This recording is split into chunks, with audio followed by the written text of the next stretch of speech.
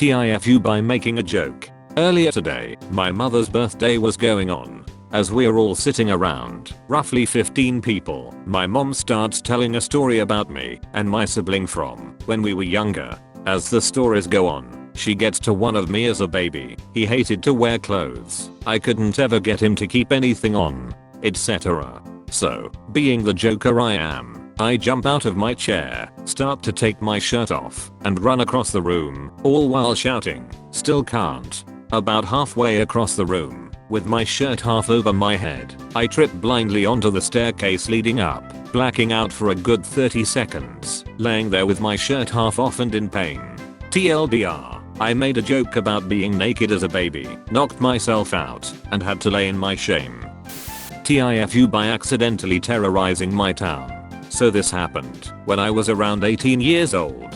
I lived in a small town where nothing much happens and used to work in a fish and chip shop on the weekends. In the UK, I had a few hours to kill before getting a call from my friend stating that she was upset and needed cheering up. In my infinite wisdom, I thought the perfect way to do this would be to dress up to make her laugh. So I learned this cool way of using a black t-shirt to tie around my face as a substitute for a ninja mask. I didn't have much else, so I threw on a black vest, jogging bottoms and a bathrobe to complete the outfit. I also had a huge wooden katana, tense as Zangetsu for those who know this. Outfit done. Time to go to her house. I walked there, we had a laugh, and then it was time for me to work. On my way back I got some funny looks from the children, but they knew I was a ninja.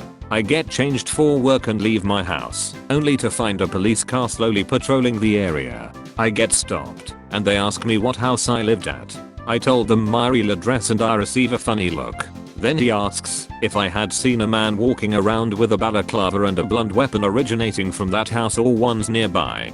Thinking on my feet, I almost told them that my neighbors were crazy like that, but ultimately just said no. I looked quite innocent in my fish and chip uniform. Turns out there was a woman who lived nearby who thought I was some sort of lunatic and called the police. After work I walked home and heard all sorts of rumors of this masked maniac. Last I heard he was in the woods. There's some crazy guy with an axe. I literally slipped right past them undetected. Seriously though, an axe? Thinking back on it now, it does look very suspicious to see a man in a bathrobe walking around with a massive sword.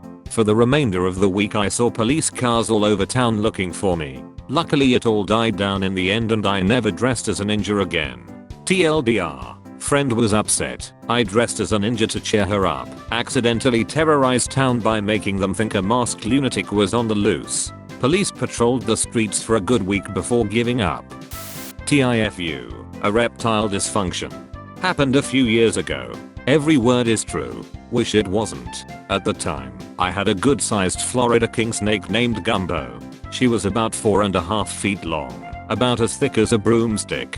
Despite her size and fierce looks, she was tame as a puppy. Even though she was as friendly as a snake can be, I had rules about when I'd handle her. If she'd eaten within the last day or two, the movement of being handled would make her poop, and snake poop is some nasty stuff. On the other hand, if it had been a while since her last feeding, she would be really fidgety and squirm around, looking for food. Luckily, on this particular Monday evening, it was prime Gumbo snuggle time. She had eaten on Friday, pooped over the weekend, and wouldn't eat again for a week. I grabbed her from her aquarium and plopped down on the couch to watch a few episodes of Futurama on the Netflix. My then wife, now ex, sat on the other couch, doing her schoolwork. But Gumbo was being a pain in the bum. She kept trying to get away. Over my shoulders, behind the couch, in between the cushions. Ever had to pry a struggling snake from the recesses of your couch, into my shirt, back out the collar? I spent most of an episode trying to get this little lady to chill out. I would have put her away, but I'll admit, this was back when I used to smoke pot, and I was feeling pretty lazy at that moment. Finally we reached a very uneasy settlement. She curled up and stayed put just inside the left leg of my shorts. Now, I wasn't a fan of this idea, but I was feeling kind of lazy and she was finally holding still and I had just started wearing briefs instead of boxers. The elastic band around my thigh would keep her away from my junk if she tried getting frisky. I watched my show in peace until she moved north. I felt her reach a zone of my body where she was not welcome. Felt her push against the elastic band of my jockeys. I started to reach down to pull her away. Most of you will never know the white hot electric pain that I felt in that moment, and I'm envious.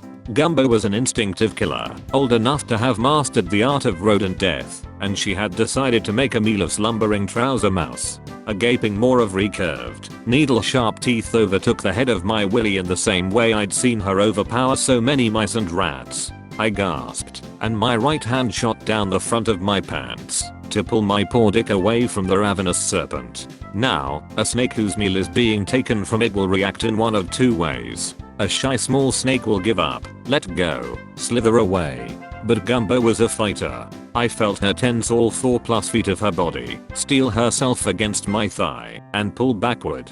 My vision blacked out for a second. Still, my left hand dove into the breeches, and grabbed her by the neck. And now my pickle was in a pickle. I couldn't let go with either hand, because she might pull more or swallow deeper. But if I didn't let go, she couldn't either. Somehow, my ex had missed the whole thing. With more calm than I felt, I called her over and explained the situation. She gingerly helped me slide my pants off. Her eyes went wide. Wow. She's up. She's really got you there. We discussed the situation. I felt helpless. Luckily, she remembered that many zoos keep rubbing alcohol near the cages for their large constrictors. If the snake attacks, pour alcohol in its mouth and it'll let go. We were out of isopropyl, but we had some Bombay Sapphire gin. She ran and got it. In that moment, I learned that there is only one pain worse than a large snake trying to devour your penis. It's pouring alcohol into the wounds being created by the large snake trying to devour your penis. Luckily though, Gumbo and I shared a disgust for gin. She unhooked her teeth and backed away. My wife took her over to the sink and rinsed out her mouth, while I pinched my glands to staunch the blood flow. I ran to the bathroom and showered, cleaned my wounds, assessed the damage. If there's an upside to a snake bite, it's that the teeth are thin and needle-like, and don't mash or tear their prey. I suffered some tenderness and bruising for about a week, but no infection or scars. But since that day I've had a firm rule. Only one snake in the pants at a time, and there's already one there. TLDR, I'll let a large snake snuggle in the leg of my shorts. It took a mouthful of my dick and wouldn't let go. My ex-wife saved the day with a bottle of gin. TIFU, by flipping my four-wheeler down the mountain and developing a bond unlike any other. This happened a little while ago, but I wanted to share it with everyone. I was getting pretty confident on my four-wheeler after riding it up and down my hills in the backyard, which is around 8 acres. The right side of my property is not as steep as the left side, so I always climbed the right side. One day I was feeling cocky and wanted to climb up the left side because I thought it was completely possible. Right side is about a 35-degree incline compared to the 50-degree incline on the left side, so I start up the left side. I'm doing great. Make it about 50 yards up the mountain when I hit a foxhole and it dips. I stopped accelerating and tried to slide back down, which was the biggest mistake I could have made. As I was coming down I hit something else which turned the four-wheeler and it flips. I hold on as it rolls me once because I didn't want to wreck my baby, but as it went to roll again there was no way I was saving it, so I jumped off, face skid down the mountain, rolled, broke a sapling with my back and somehow flipped onto my feet and ran about 15 yards before falling down again.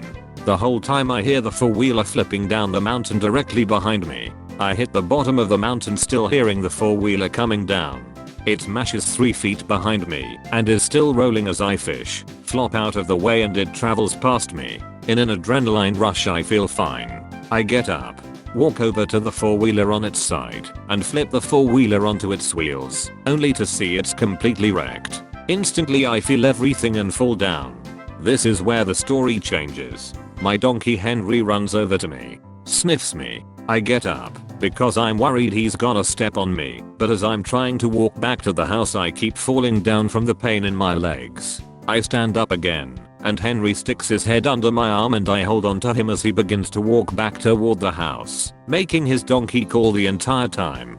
He walked me all the way back to the house where my parents had walked out to see what he was calling about. I suffered no broken bones, though I had a terrible whiplash, 2 welts on my back, and a connection with an animal that I've never had before. Thanks to everyone that took the time to read this extensive, grammatically incorrect story. TLDR, flipped my 4-wheeler down the mountain and my donkey Henry came to the rescue, and I developed a bond unlike any I've had with an animal. Edit. Added photo of donkey for all to see with a goat on the 4-wheeler after it was fixed.